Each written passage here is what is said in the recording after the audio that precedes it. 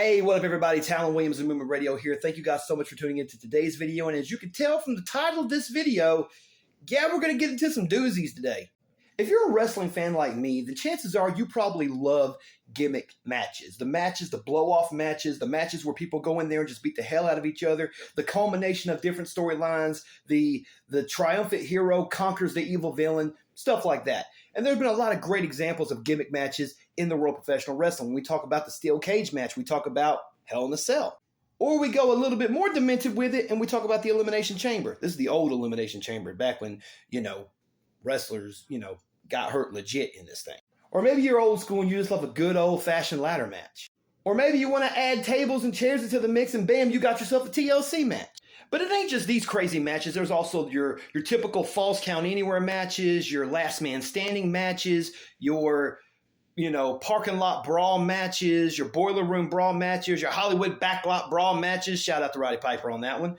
But yeah, there's been a lot of fun matches that you can have with exploring the elements and using weapons and things of that nature. And those are the type of matches that really get the crowd fired up.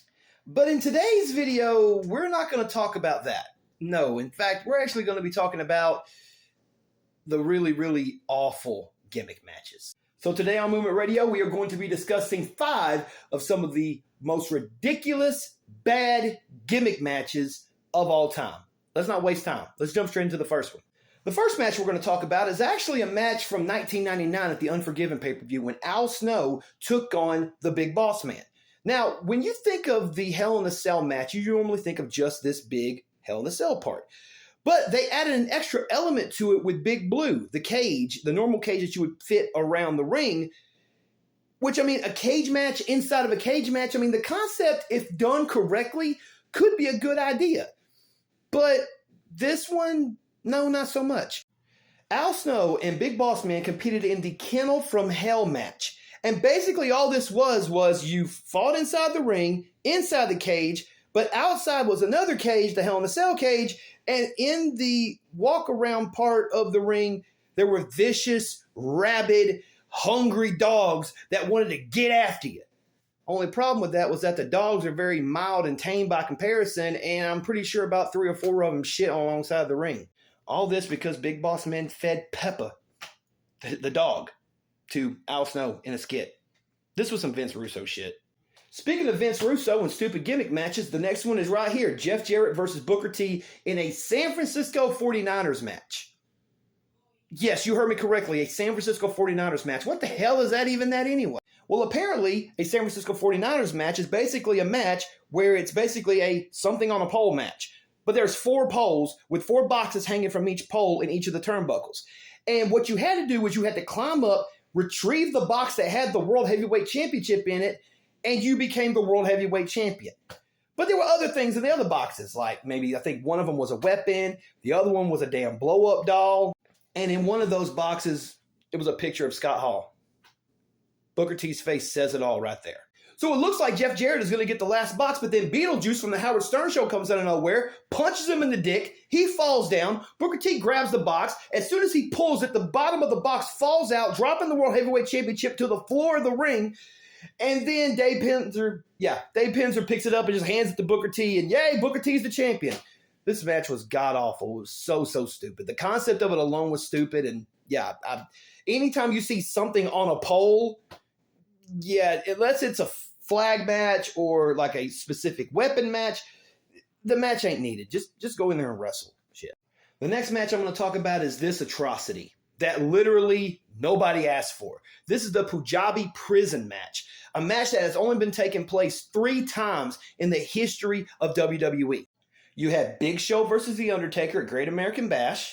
You had the Great Khali versus Batista from No Mercy. And the last Punjabi prison match took place in 2017 between Randy Orton and Jinder Mahal when Jinder Mahal was the WWE champion. To be honest with you, man, this match absolutely made no sense. So you have, again, another situation where there's a cage inside of a cage, but you have to lift up this door, basically, to get out. And if you don't leave within 30 seconds, it closes the door. Then you got to climb over the cage when all 4 doors are closed. Then you got to climb out of the cage. There's no pinfalls. There's no countouts. There's no submissions. There's no disqualifications. The match in and of itself, maybe the concept of it could have been a good idea, but man, it is so hard to see on television. I would hate to see what it would look like live, but on television, it just looked horrible. It's like when they turned the Hell in a Cell cage red. It just looked bad. I'm sorry. It was not aesthetically pleasing to the eye. Is it as bad as the other two things on this list? No, but still, it was still pretty bad. Another stupid Vince Russo creation, the Brawl for All. This necessarily wasn't a match. It was more of a tournament, but there was a lot of bad stuff within this tournament. Basically, the concept was that if you were somebody who was just floundering and catering and you just wanted something to do, granted, you're trained for performance, not trained for competition. Vince Russo, because he was so upset that Bradshaw thought that he was the baddest motherfucker in the business, let's have an actual shoot fight tournament. And this bullshit happened. And then the surprise of all things is that Bart Gunn came out of nowhere, and he really wasn't doing anything since him and Billy Gunn broke up the Smoking Guns, and he was basically out on his own.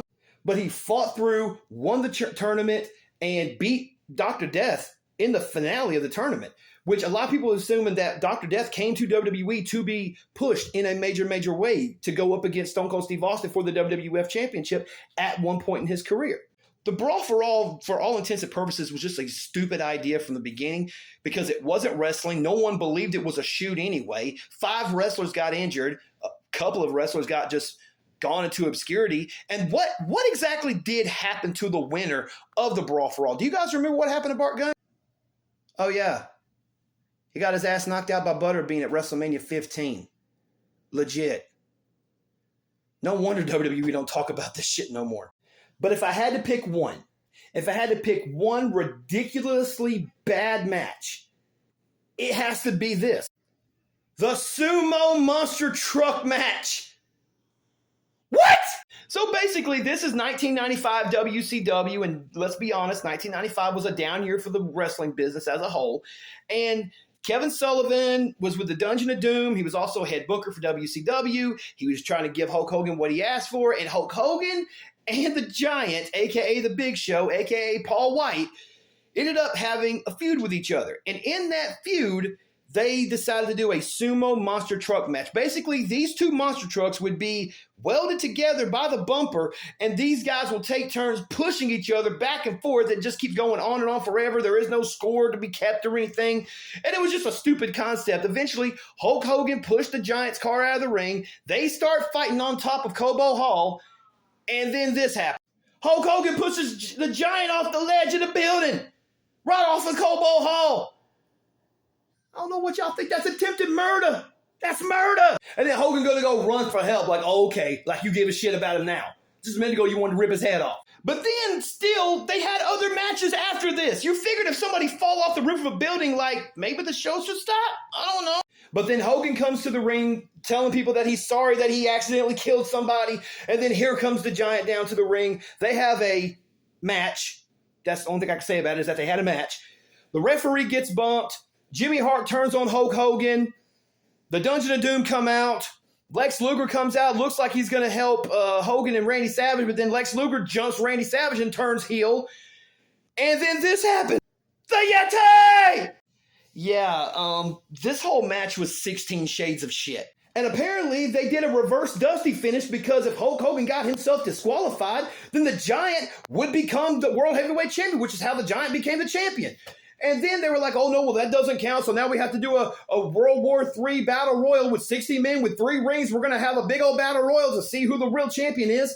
And then Macho Man Randy Savage wins that. So what the hell is the point? They just want to take the belt off of Hogan just to put it on Savage? But then Hogan picked the belt right back up and Hulk Hogan hated Randy Savage, and I don't know why. Savage was a way better wrestler than Hogan ever was. Sorry, that was a bit aggressive. I do apologize. Nevertheless, guys, that's just my humble opinion. Let me know what you guys think down in the comment section below. Make sure you guys like this video. Subscribe to the YouTube channel. Check us out over on all of our social media platforms. Make sure you guys check out movementradio.us. Go cop some merch. Go cop some merch. Thank you guys so much for all the love and support you guys have been giving us. Make sure you guys take care of yourselves. Take care of each other. Love one another. We love you guys. Thank you so much for watching. I'm Talon Williams. This is Movement Radio. God's plan.